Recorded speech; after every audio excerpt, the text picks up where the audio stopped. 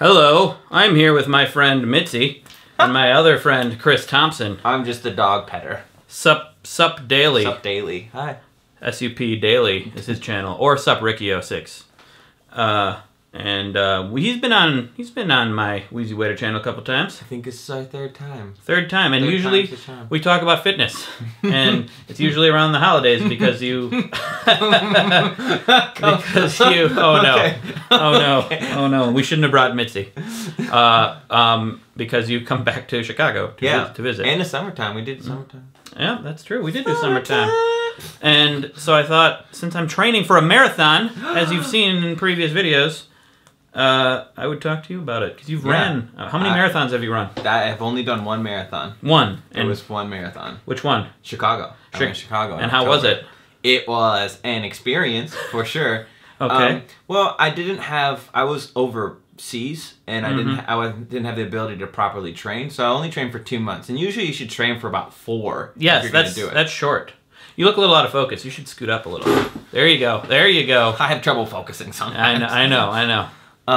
Yeah, you should train for at least 4 months, especially for your first one. Yeah. And then everything that could have gone wrong did go wrong for the marathon. I got a sinus infection right before. About 3 miles in, my run tracker stopped working. Because if you just use your phone, it has trouble with the tall buildings, so I wasn't getting an accurate read of my run. Okay. And then my music playing device died. So that right there was in the first like 5K. Oh my god. Yeah. So then I just kind of like tucked in with the group or whatever and started running with them. And your tears. You tucked in with your tears. And my tears. Around mile 20, around mile 19, 20, my legs start cramping like really, really bad. And it hurt to keep going, and it hurt to stop, and it hurt to stop, and even more to keep going from stopping. Okay. It was just really bad. And then mile 21, my lungs, I have asthma. I have asthma too. So I could only breathe like this. Oh god. Which, sorry, it's okay. I'm okay. So, you can imagine after running for 4 hours, it's probably not the best breathing technique. No. But you know what? I finished.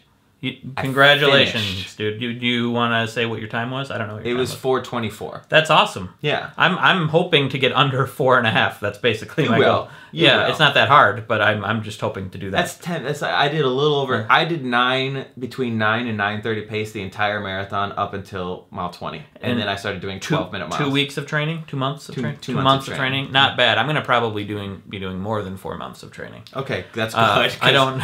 You train that extra time for those last 6 miles. Yeah, that's the killer. I don't know which marathon I'm doing yet, but I've started training because we're doing it for the good stuff. You should do the Great Wall of China marathon. They say you have to add on like an hour and a half onto your time. Why? Because of the hills? You go upstairs. Oh god. And elevation, like you have no oxygen. That's a good idea for something I shouldn't do. Yes. Yeah.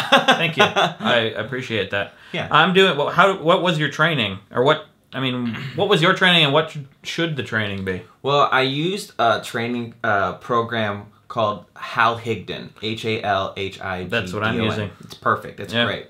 And the main thing I will say is if you follow that or whatever, make sure your diet's on point. Okay. You got to make sure you're eating correctly, because when you think about it, over an extended period of time, you're carrying all this weight. And if you're carrying a less amount of weight, it's the less amount of effort you're putting in, therefore the better you will do. Good. And it's also good, just good to be lighter in general. Yeah. But that was the main thing. I didn't eat properly. I don't think I'm eating. I'm not paying that close attention to what I'm eating. That's the main thing. Yeah. I think you need to. I'm basically running Tuesday, Wednesday, Thursdays, and Saturdays, and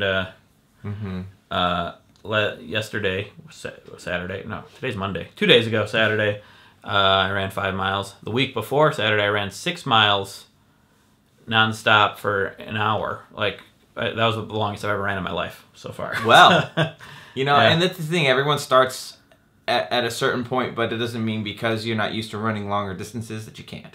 You just got to put in the time, like in anything in life. Pretty soon it's going to start taking up most of my day. It does. That's the biggest sacrifice towards the end, is you start getting into these like 15 to 20 mile runs, you know. Yeah. And when I was training in the summertime in Los Angeles.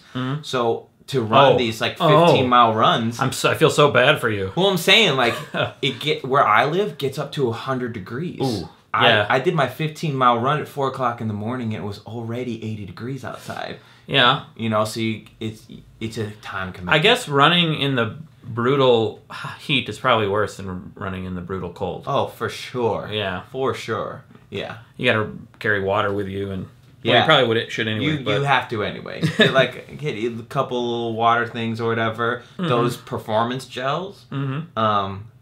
Which ones did I get? They were. I think right now Mitzi's the one who's most in focus, and that's good. That's good. Keep Mitzi in focus. I had the Goose. It was called Goose. G-U. Goose? Mm-hmm. And I got the chocolate peanut butter, and it was so good.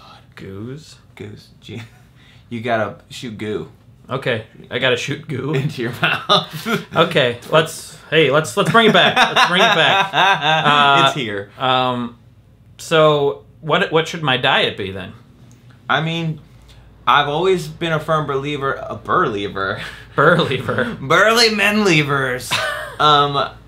You know, just even if you have like cravings for things, like if you have a craving for sweets, if you make cookies versus going out and buying cookies, they're already automatically going to be more healthy for you, because the things that companies do to cookies is not going to be the same thing that you do to cookies. It's the poison they put in the cookies. Don't eat poison cookies. Okay, don't eat poison cookies. But like try and cut out stuff like that. You know, eat good carbs instead of bad carbs. You know, I tend to try to eat like wheat or whole grain, like whole grain's like good. Noodles or brown rice. Brown rice is good. Yeah, just make sure, but you gotta make sure you're feeding yourself enough too. There's the other half, because you're gonna be burning like 2,000 calories in a run. Yeah, last Saturday I burned the hour run was like over 1,000 calories. You know, that's half an average daily allowance for calories that you're already in that debt. So you have to, otherwise your body breaks down. And I love eating, so this is great. Yes, this is great news. Yeah, but you got to eat the right things. Yeah, boring. But I do tend, the food I like tends to be, I like brown rice. I like whole grain noodles and stuff. Am I weird? He's kind of boring. I'm kind of boring. Yeah. I mean, I like things that are bad for me too. It's how you dress it up. Yeah, it's true. Like sometimes in a cute pair of pants. Yeah. I will never eat pants again. That was you ate pants? There was a lot of indigestion. Yeah. No more pants for you. Yeah, it just looks so good, you know? No, I don't know. I have no idea. Oh, okay. Yeah. Any other advice as far as running? What should I do? Listen to your body. Okay. Because you're gonna go through a lot of aches and pains, and like I know you want to stick on your schedule, but it's just a guideline. So if you find that, you know, like right now I'm not running because I hurt my knee. You know, the tendons in my knee are inflamed. If I run on it, it's just going to do more damage than good. So if you start getting pains, and you'll get a lot of pain later on because you're running so many miles. If you need to take a day off because you don't want to burn out. You know, so take your time. Listen to what your body says, because if you just push it all the time, you could end up not even being able to run the marathon because your body's so tired. And if my body's actually like really talking to me, then I'm probably going insane. Then you should start running, because the guys with the straight jackets will find you. Okay. Maybe that could be your motivation during the marathon. Oh, they're gonna get me, and you're like, woo! All right. Well, thank you. Yeah. Thank you, Chris. No, thank you. So check him out. Sup Daily. He has lots of insightful things to say, sometimes with his shirt off. Sometimes with my shirt off. And I'm not running today because today is a rest day. Yeah, take your rest day. Tomorrow, Tuesday, Wednesday, Thursday, I'll be running. Over the holidays. On Christmas Day, I will be running. So while you're eating your whatever, chestnuts roasted on an open fire, you should take them off the fire first. Yeah, because those hurt. Yeah, and I'm also, do people actually eat chestnuts? I don't know. I'm allergic to them. Well, then you shouldn't. No, okay. Well, anyway, happy holidays. And to those of you who are also training, good luck. And to those who aren't training, good luck. Finish. Whatever. With whatever. Finish. Finish. That's a good way to end.